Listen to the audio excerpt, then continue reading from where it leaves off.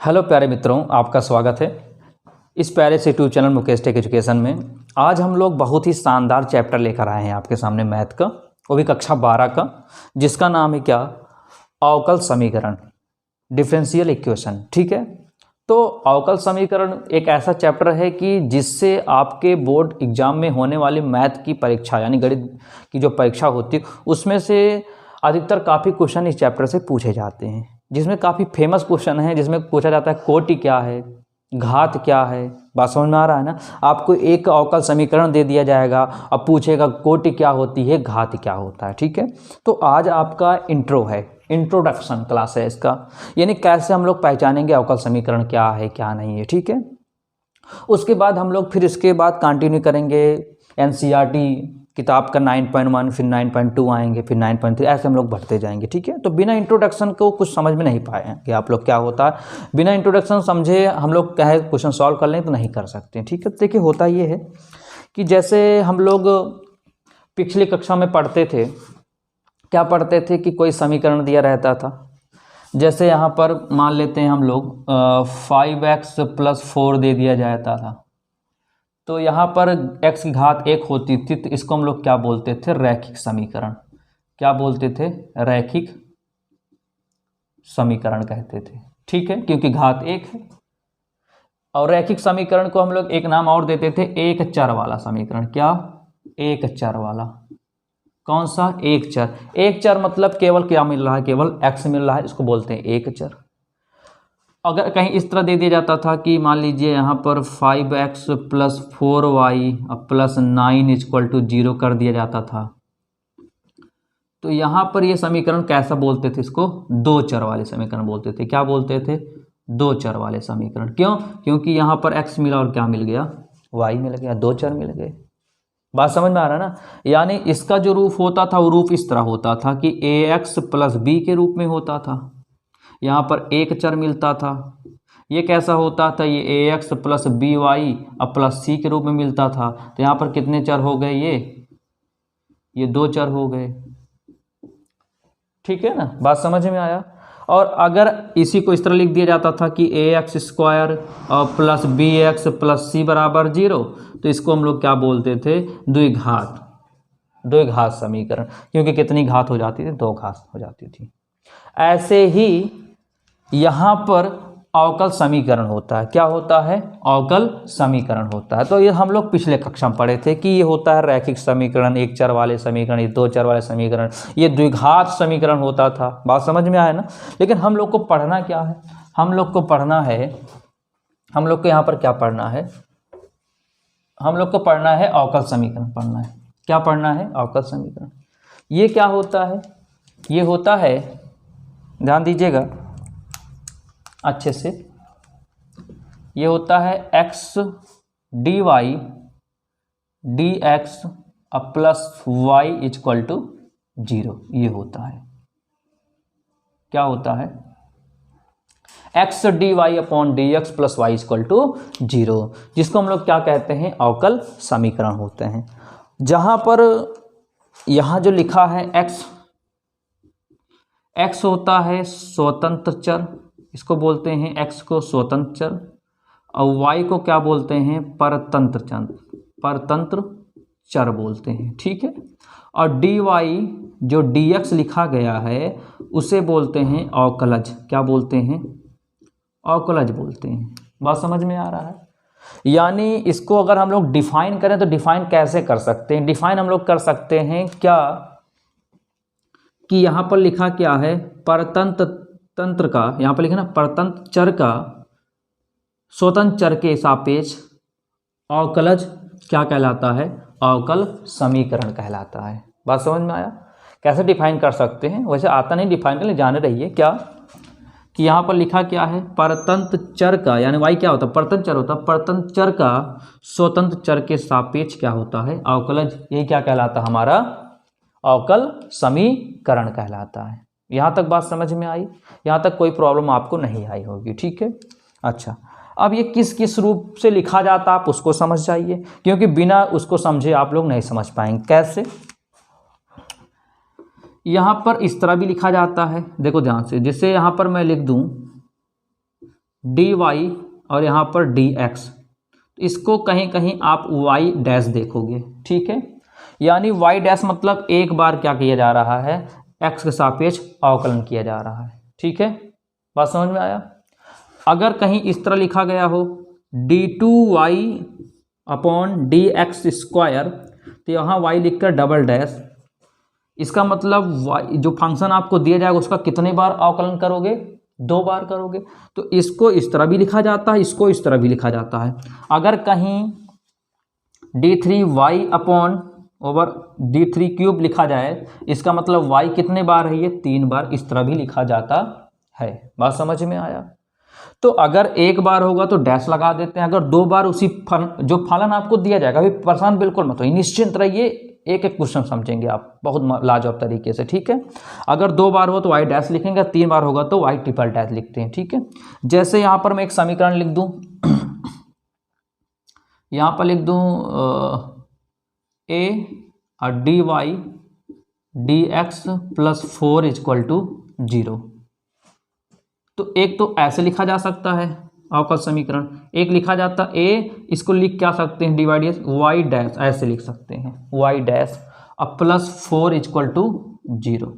देखो वही दोनों सेम सेम है, केवल डिवाइड कैसे लिख दिया गया है, वाई डैश के रूप में लिख दिया गया है, ठीक है। डैश ये दर्शाता है कि कितने बार उसका अवकलन किया जा रहा है। इस तरह भी लिखा जा सकता है d two y upon d x square plus 5 d y d x plus 7 equal to 0। अब बताओ डी टू वाई मतलब वाई कितने बार है, यहाँ पर 2 बार, इस तरह लिख देंगे। अब प्लस यहाँ लिख देंगे 5, यहाँ लिख देंगे वाई डैश, लिख देंगे 7 बराबर कितना आ गया, 0। इस तरह भी लिखा जा सकता है, ठीक है। तो अब मुझे ऐसा लग रहा है कि आपका कॉन्सेप्ट क्लियर हो गया कि अगर इस तरह होगा तो इस तरह भी लिखा जा सकता है, आपको कहीं प्रॉब्लम्स नहीं आएंगी, ठीक है। बात समझ में आया, कोई दिक्कत आने वाली नहीं है, बात क्लियर हो गई यहाँ पर। अब प्रॉब्लम ये होती है कि सबसे पहला क्वेश्चन इसमें ये बनता है कि कौन सी कोटि होती है, कौन सी घात होती है, ठीक है। सबसे पहला क्वेश्चन ये बनता है क्योंकि आपकी 9.1 एक्सरसाइज में पहला क्वेश्चन ये बनेगा कि कौन सी कोटि होती है, कौन सी घात होती है। तो देखिए ध्यान से, पहले समझिए कि अगर जिस फंक्शन के साथ में जिस फंक्शन के साथ में अगर यहां पर मान लो कुछ ऐसा है, देखिए पहले ध्यान से, अगर इस तरह दिया जाएगा तो कोटि हम लोग पहचान लेंगे, कोई दिक्कत नहीं होगी। इस तरह भी रहेगा तब भी पहचान लेंगे। लेकिन कोई फंक्शन कुछ ऐसा दिया हो, कैसे, अच्छे समझिएगा पॉइंट, ऐसे दिया हो कि डी वाई और डी एक्स, या यहाँ कर लीजिए d two y d x plus यहाँ लिख देंगे साइन एक्स और d y upon d x, कुछ ऐसा लिख देते हैं। तो यहाँ पर बात समझिएगा, अगर कहीं पर ट्रिग्नोमेट्रिक फंक्शन है साइन कॉस, कहीं पर अगर उसके साथ क्या मिल गया, उसके साथ क्या इनटू में दिख गया, डी वाई डी एक्स, बात समझिएगा, बहुत पॉइंट की बात है। अगर साइन है या कॉस है, अगर उसके साथ डी वाई डी एक्स मिल गया तो वहाँ पर कोटि तो मिल जाएगी, कोटि तो पहचान लोगे आप लोग, लेकिन जो घात होगी वो क्या होगी, अपरिभाषित। जो घात क्या होगी, वहाँ पर घात लिख दोगे क्या है, अपरिभाषित है, क्या है, अपरिभाषित है, ठीक है ना। वहाँ पर घात आप लोग चुपचाप लिख देना क्या, अपरिभाषित है, ठीक है।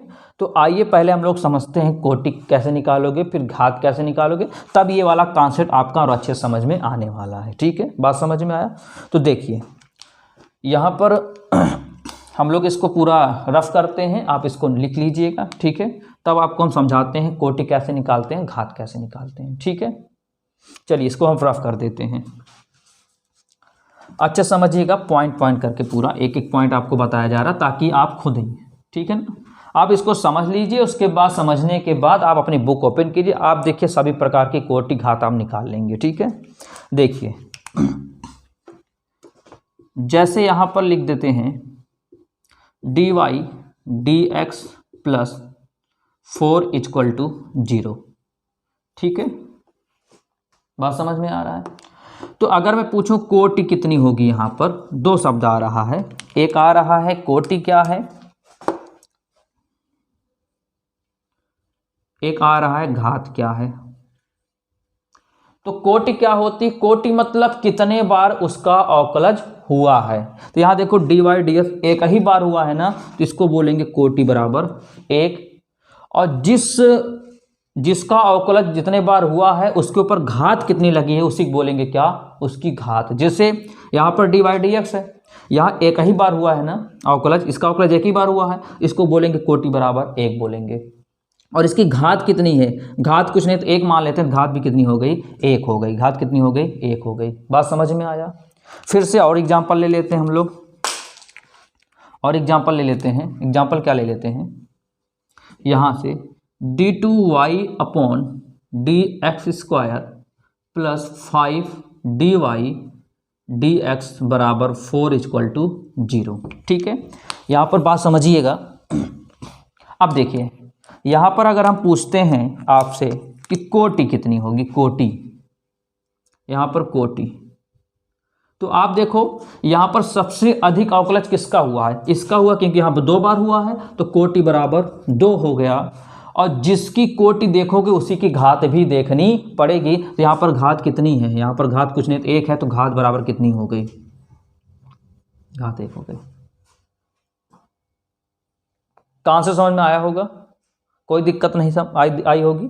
आपको देखना कितने बार उसका अवकलज हो रहा है, नहीं कितने बार उसका अवकलन हो रहा है, वही क्या कहलाता है, कोटि कहलाता है। वही क्या कहलाती है, उसकी घात, यानी घात जो होगी वही घात लिख देंगे। और आइए और समझते हैं, और भी ले लीजिए एग्जाम्पल। यहाँ पर इस तरह d2y अपॉन dx स्क्वायर, यहाँ पर 3 अब प्लस यहाँ लिख दिया dy dx की पावर यहाँ पर 4 लिख दिया, अब प्लस 5 इक्वल टू 0। अब स्टूडेंट गलती क्या करते हैं, कोटि तो पहचान जाते हैं, क्या, देखिए यहाँ पर किसका अवकलन ज़्यादा बार हो रहा है। देखो यहाँ पर dy अपॉन dx, ये 4 नहीं, 4 तो घात है उसकी, ये नहीं देखना, हमको देखना कौन किसका कितने बार अवकलन हो रहा है, उसी की घात देखनी है। ठीक है, तो यहाँ पर देखो d2y कितने बार हो रहा है, 2 बार हो रहा है। कितने बार हो रहा है, 2 बार अवकलज हो रहा है। तो मैं पूछूँ कोटि कितनी होगी, तो कोटि क्या बताओगे आप, कोटि बताओगे 2। और घात पूछें, घात, तो जिसकी कोटि उसी की घात भी देखना है। तो इसकी घात कितनी है, 3 है, तो 3 लिख देना। अब स्टूडेंट करते क्या है ना, जो ज़्यादा वैल्यू देख लें उसको लिख देते हैं, जल्दबाजी में क्या होते हैं, लिख देते हैं 4। 4 नहीं होगा, बात समझिएगा अच्छे से। जल्दबाजी ये कर देते हैं कि इसको 4 लिख देते हैं, तो 4 नहीं लिखना है आपको ये देखना है कि किसका अवकलन ज़्यादा बार हो रहा है। यहाँ पर d2 अपन dx स्क्वायर ये ज़्यादा बार हो, 2 बार हो, तो इसी को लिख देते हैं कोटि 2, और इसी की घात भी आपको देखनी है। बात समझ में आया ना। मान लो अगर यहाँ कुछ भी ना होता तो हम लोग घात क्या लिख देते, घात लिख देते हैं यहाँ पर 1 लिख देते। ठीक है, 4 नहीं लिखते हैं। बात समझ में आया ना यहाँ पर। अब तो क्लियर आपको समझ में आ गया होगा। ठीक है, और भी एग्जांपल ले लेते हैं जिससे आपका कॉन्सेप्ट और क्लियर हो जाए। d2y अपॉन dx क्यूब, यहाँ पर पावर लिख देते हैं 2, यहाँ पर कितना d2y अपॉन dx स्क्वायर, यहाँ पर 1 और plus dy dx plus 4 equal to 0, ऐसा कुछ। ठीक, अब बताओ सबसे ज़्यादा किसका हुआ है, यहाँ पर देखो ये 3 बार हुआ है, तो कोटि बराबर कितनी हो गई, कोटि बराबर हो गई 3। घात, किसकी घात देखोगे, घात उसी का देखना है जिसकी कोटि निकाले हो। तो इसी की कोटि निकाल, घात कितनी 2 है, तो क्या लिख देंगे, घात 2 लिख देंगे। तो कॉन्सेप्ट समझ में आ गया। ठीक है, अब इसी को हम लोग समझते हैं कि अभी मैंने बताया घात कब अपरिभाषित होगी। देखो ध्यान से, घात कब अपरिभाषित होगी, कुछ इस तरह मिलेगा d2y x square plus cos x और dy dx बराबर 0। तो यहाँ पर आप क्या बताओगे कि जो घात कोटि है, जो कोटि है, कोटि कितने बार हो रहा है, 2 बार, तो अधिकतम जितने बार हो तो कोटि कहलाती है, 2 हो गया। अब यहाँ पर घात क्या लिखोगे, घात लिखोगे कि अपरिभाषित है, क्या है, अपरिभाषित है, या लिख दोगे परिभाषित नहीं है। क्यों, क्योंकि कॉस के साथ में क्या मिल गया, dy dx, तो कॉस के साथ में dy dx नहीं मिलना चाहिए, केवल इनटू में नहीं मिलना चाहिए बस, और कॉस मिले तो उससे मतलब नहीं है। कैसे, देखो एक एग्जांपल और देख लो अच्छे से। इस तरह d cube dx cube plus sine d2y upon dx square plus 4 equal to 0। अब देखो यहाँ पर कोटि पूछें तो कोटि कितना बताओगे, 3, क्योंकि यहाँ पर 3 बार हुआ है, ज़्यादा बार। लेकिन यहाँ पर देखो इसके साथ क्या मिल गया, d2y अपॉन dx स्क्वायर में क्या मिल गया, साइन मिल गया।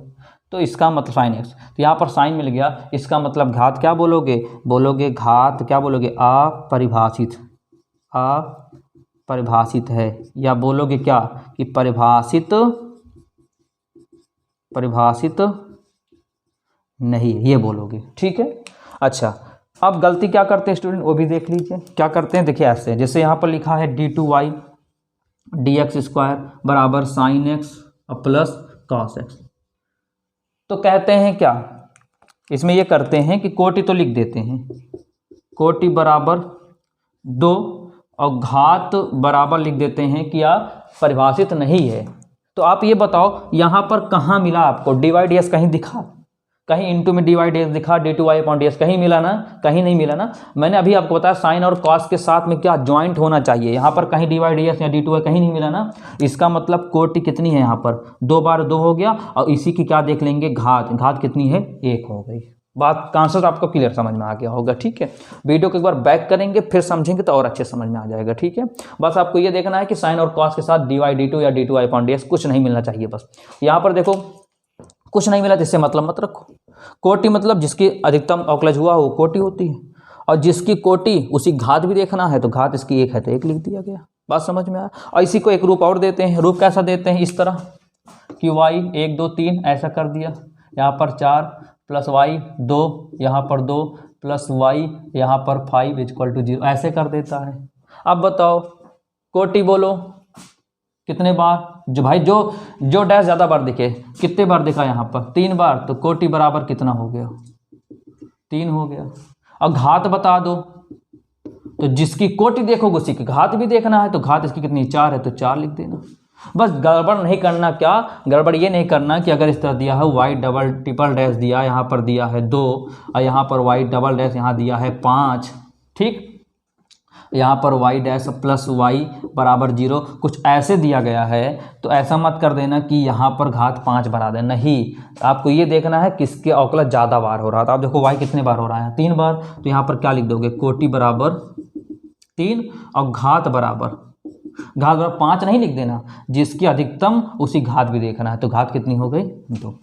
तो उम्मीद करता हूँ आपको समझ में एक एक पॉइंट आ गया होगा, और आपको अगर समझ में आया होगा लाजवाब तरीके से, बिना सोच समझे आप चैनल को मतलब हमारे साथ जुड़ जाइए, चैनल को सब्सक्राइब कर लीजिए और लाइक भी करिए और शेयर भी अधिक कीजिए, ताकि जिन बच्चों को इस अवकल समीकरण प्रॉब्लम होती है वो इसको अच्छे समझ सकें और इसके सारे क्वेश्चन को सॉल्व कर सकें। ठीक है, और ऐसे ही हम लोग लगातार कंटिन्यू वीडियो लाते रहेंगे आपके लिए, मैथ के लिए। देखिए नीचे कमेंट बॉक्स रहता है, आपको अगर किसी भी क्वेश्चन में प्रॉब्लम्स आती है तो आप अपने डाउट को मेंशन कीजिए, ताकि हम आपके डाउट्स को पढ़ें और उसको क्लियर कर सकें। ठीक है, तो कल फिर मिलते हैं, इसके आगे लेकर वीडियो आएंगे, तब तक के लिए नमस्कार।